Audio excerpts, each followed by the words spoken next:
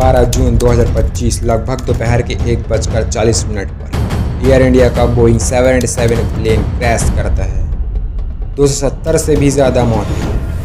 भारत के इतिहास की सबसे बड़ी विमान दुर्घटनाओं में से एक। लेकिन असली खेल तो अब शुरू होता है। यह हादसा एयर इंडिया को कितना भारी पड़ेगा और कौन देगा 4000 करोड़ का इंश्योरेंस? क्या यात्रियों को मिल पाएगा सही टाइम पर मुआवजा या करना पड़ेगा इंतजार? और सबसे बड़ा सवाल, इस हादसे का असर एयर इंडिया और बीमा कंपनी के जेबों पर किस प्रकार पड़ेगा? एयर इंडिया के हादसे के बाद जो बीमा क्लेम सामने आ रहा है वो है करीबन 3966 करोड़ से लेकर 4080 करोड़ तक, यानी कि करीबन 475 मिलियन डॉलर। लेकिन सवाल ये है, ये पैसा किसे मिलेगा और कितना मिलेगा?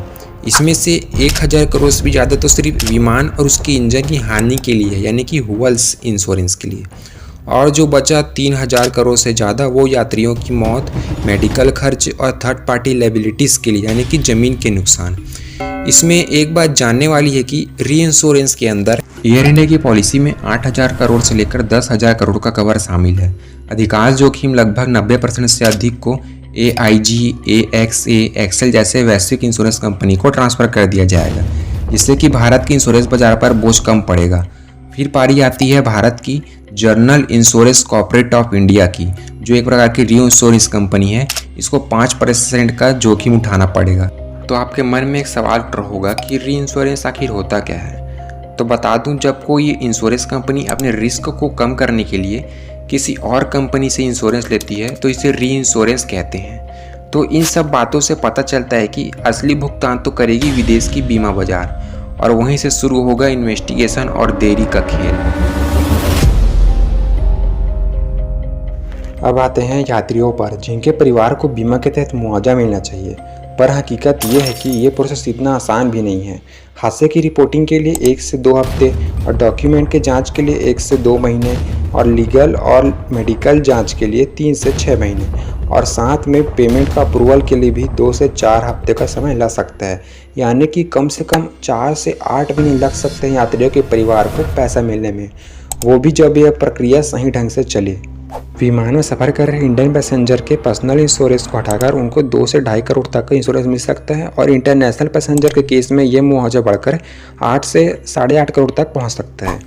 अब आते हैं एयर इंडिया पर। टाटा ने जब एयर इंडिया को टेक ओवर किया था तब उन्होंने ये उम्मीद भी नहीं की थी कि इतना बड़ा हादसा हो जाएगा और इतना बड़ा क्लेम उनके गले आ पड़ेगा।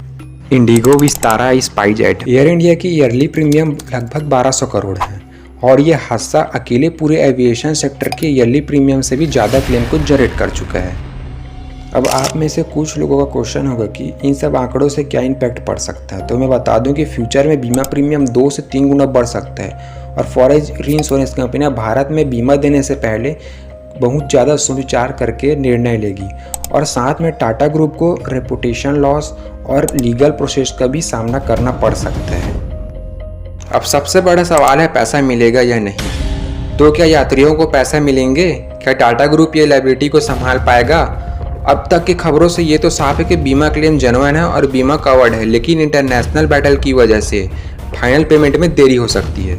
जिन परिवारों ने अपनों को खोया है उनके लिए ये सिर्फ पैसे की बात नहीं, ये इंसाफ, सम्मान और भविष्य की उम्मीद से जुड़ा हुआ सवाल है।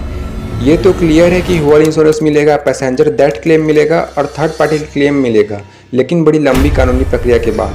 हो सकता है ये कानूनी प्रक्रिया 2026 तक की भी खींची जा सके। कई परिवारों को इतने लंबे समय का इंतजार करना पड़ सकता है, और एक एक कागज जमा करते हुए उम्मीद के भरोसे। इस हादसे से हम एक बात समझ सकते हैं, बीमा सिर्फ एक कागज नहीं, एक पूरा इंडस्ट्री है जहां हर एक लाइन का मतलब करोड़ों में हो सकता है, पर हर एक लाइन के पीछे एक इंसान की कहानी, एक परिवार की उम्मीद, एक बच्चे का भविष्य जुड़ा हुआ होता है। कमेंट में बताओ आपका प्लेन क्रैश इंश्योरेंस पर क्या राय है, और वीडियो को लाइक, चैनल को सब्सक्राइब जरूर कीजिएगा।